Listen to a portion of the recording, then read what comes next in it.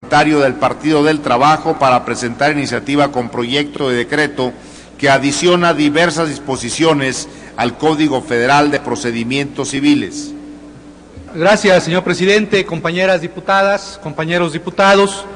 Esta iniciativa que estamos presentando el día de hoy tiene por propósito proteger, garantizar, establecer las vías procesales que hagan posible que los derechos colectivos en México, los derechos e intereses difusos y los intereses y derechos individuales de incidencia colectiva sean una realidad mediante un sistema procesal específico que se contempla en el Código Federal de Procedimientos Civiles.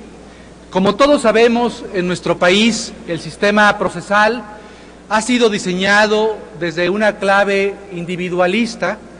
Es un derecho procesal y un sistema procesal en donde lo que se protege son derechos individuales de las personas. En muy pocas materias, en casi ninguna, existen procedimientos para garantizar derechos colectivos. Por ejemplo, en materia laboral existen algunos mecanismos para garantizarlos, los derechos colectivos de los trabajadores, o en materia agraria, y más recientemente respecto a los derechos al consumidor. Pero en general el sistema procesal mexicano, incluyendo al juicio de amparo, está diseñado en clave individualista. Esta situación no puede continuar porque cada vez en el mundo entero y en nuestro país hay derechos que no solamente son individuales y son derechos fundamentales, sino derechos colectivos.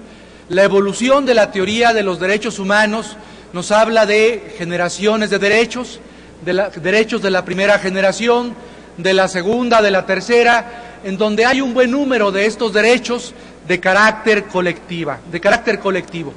Estos tratados internacionales de las distintas generaciones de derechos han sido ratificados por nuestro país. ¿Y en qué derechos colectivos estamos pensando? Derechos, por ejemplo, que garantizan el acceso a la educación, a la salud, a la vivienda, al patrimonio de la nación, al medio ambiente, los derechos de los consumidores, los derechos de los usuarios de los servicios bancarios y financieros, entre otros derechos.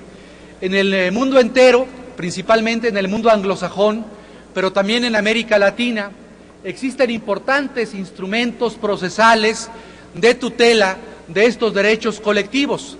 En Estados Unidos, por ejemplo, es muy conocido la existencia de las class action para proteger derechos colectivos, pero también en América Latina, por ejemplo, en Brasil, en Argentina, en Colombia, se regulan mecanismos procesales para tutelar derechos colectivos.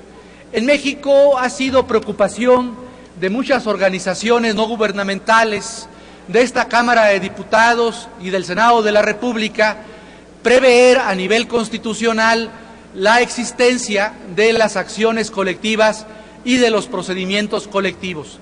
El año pasado, en 2009, en abril, la anterior legislatura aprobó una modificación al artículo 17 de la Constitución para establecer acciones colectivas, pero la gran deficiencia de esa modificación al artículo 17 estribó en que solamente se daba legitimación procesal a las autoridades y no a los ciudadanos.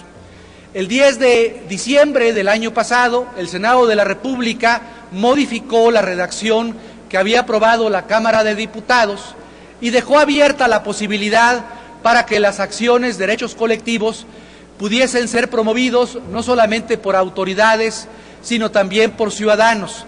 En este momento está pendiente que la Cámara de Diputados apruebe o modifique lo aprobado en el Senado de la República en el mes de diciembre. Yo espero que lo más pronto posible el Pleno de esta Cámara resuelva y dictamine favorablemente la aprobación realizada por unanimidad en el Senado de la República el 10 de diciembre. Una vez que esta modificación constitucional se dé, que pase por la aprobación de la Cámara de Diputados y por las legislaturas locales, se requerirá la elaboración de una ley secundaria, de una ley reglamentaria que tutele y que permita que las acciones colectivas sean una realidad en nuestro país.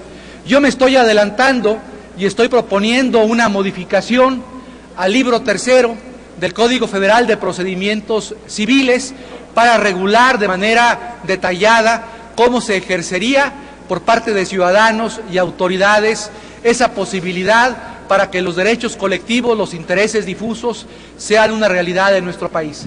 Espero la aprobación de ustedes, compañeros, en su momento, y el respaldo a esta iniciativa que, desde luego, fortalecerá la democracia participativa en nuestro país y el régimen de derechos colectivos y, por lo tanto, de los derechos fundamentales. Muchas gracias, señor presidente.